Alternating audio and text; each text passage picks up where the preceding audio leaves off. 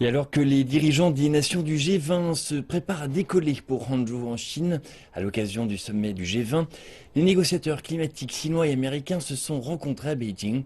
Les deux pays espèrent donner une impulsion plus franche afin de résoudre le problème du changement climatique lors du sommet du G20, en cimentant un partenariat qui amènera la communauté internationale à s'emparer pleinement du problème.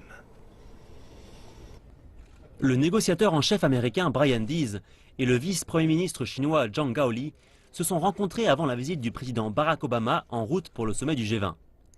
Les deux pays ont pour objectif d'appliquer les accords climatiques de Paris le plus tôt possible et de réduire les émissions en provenance du trafic aérien et d'autres sources polluantes.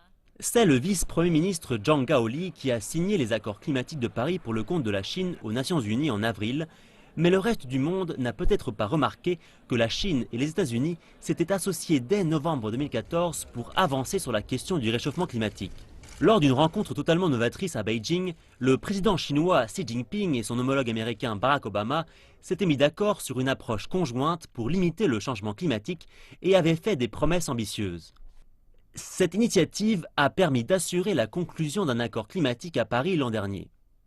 Les deux plus importants émetteurs de gaz à effet de serre ont depuis signé l'accord et sont prêts à en annoncer l'application.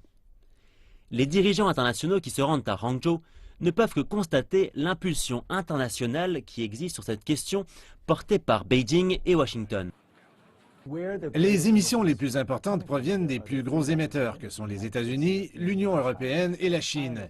Je suis très optimiste concernant ces trois ensembles.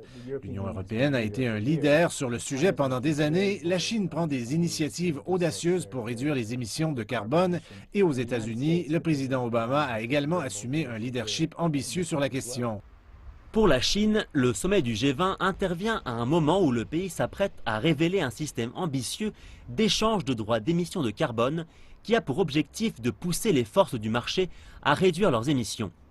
Une avancée importante en direction du charbon propre et des renouvelables signifie que la Chine pourrait dépasser ses objectifs. Les États-Unis aussi font avancer plusieurs initiatives mais se confrontent à des oppositions incarnées par des politiciens qui ne reconnaissent pas les dangers du changement climatique. Pourtant, les preuves de ce changement peuvent être trouvées un peu partout.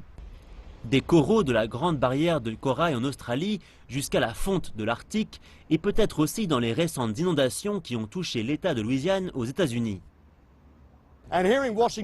Et ici à Washington, les températures de cet été ont battu des records.